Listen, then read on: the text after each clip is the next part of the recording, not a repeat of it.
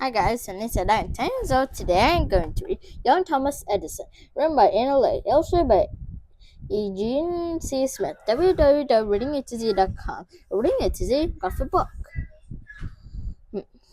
Port Huron, Michigan, 1894, 1854. It's starting to rain. Sir, I wonder where rain comes from and how clouds form and worthless. Bang! The brain is clearly an ad-lib, Mr. Edison. Just look at the size of the forehead. You'll never amount to anything. Later that day, at the Edison home, the schoolmaster doesn't like my questions, Mother. He says my brain is ad-lib. Ad-lib? There's nothing wrong with you at all. Just look at the size of that forehead. You've clearly got superior intelligence stored up in that head of yours. That's not what he says. Well, you won't be going back to that so-called school anymore. I'll teach you myself. I'm sure I know enough about reading, writing, and arithmetic to get you started. Years pass. Did you know Augustus became the first Roman emperor? Why don't we have an emperor? We have a different kind of government. Our leader is called a president. These, my son, are the great classics of literature. I'll pay you 10 cents for every one you finish. You've got a deal. The fault, dear Brutus, is not in our stars, but in ourselves. The path to glory leads but to the grave. Please, sir, I want some more. The harder the conflict, the more words the triumph. Now read them all. And this is the public library. Here you can find books about anything that captures your curiosity. I'll read them all. Dear Al, try this one. I think you'll like it. School of Natural Philosophy. What is it? It's a book about science. It has instructions for experiments.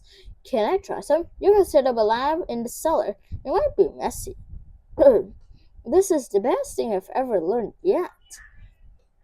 1 year later, I could just afford it. You must have quite a laboratory with all the materials you keep buying. I wish I had even more. There's so much to learn. I'm going to need some more supplies for my chemistry. Don't worry, Mother. What about your education? Don't worry about that, Mother. I'll still learn plenty. I'm going to need some more supplies for my... Oops. Let me repeat that picture again. I'm going to need some more supplies for my chemistry laboratory. Would it be all right with you if I got a job? What about your education? Don't worry about that, Mother. I'll still learn plenty. May I interest you in a snack? How about the morning news? Grand Truck Railroad. 1 year later.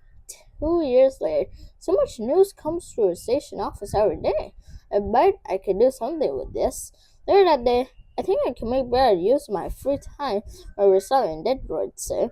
Oh, what did you have in mind? Your baggage car is empty. Could I set up some supplies for painting and chemistry experiments? Where are you going to get all that? I can buy a printing press from a bookseller in Detroit, and I already have a chemistry lab. Well, go ahead then. Just don't cause any explosions. Finally, a very old printing press. Now I can spread the news myself. Over here, I'll take one too. Over here, I'll take two. I'm making nearly $10 a day with this enterprise. This is great for my chemistry lab. The following summer, clang, clunk. Whoa, what was that? Oh no! Crash! Fire! Whoosh. What have you done? The phosphorus fell when the train lurched. The bulb broke and it became exposed to the air. That's what set off the fire. We're lucky it was easy enough to contain. Well, you can't bet you won't be making money on my train anymore. Get your daily news here. Everything you need to know for just a few pennies.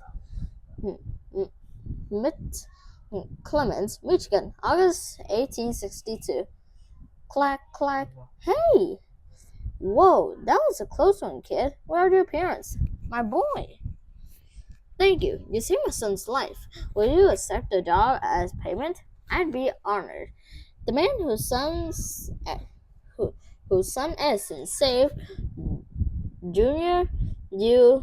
Mackenzie, was station master at the train station in Clemens, Michigan. After Edison saved his son, Mackenzie gave Edison a job as a telegraph operator. Edison was still very curious to know how things worked, and he was very interested in science.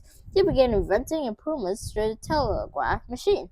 For the age of 12, on the age of 12 on, Al was 100% deaf in one ear and mostly deaf in the other ear. He considered his deafness an advantage that helped him focus on his work. In 1876, Edison opened a lab in New Jersey so he could continue experimenting and inventing. He invented machines for listening to music and watching movies. He also made electric light bulbs and helped start an electric power plant. For his death in 1931, Edison invented or improved more than 1,000 things. Thank you for listening. Goodbye.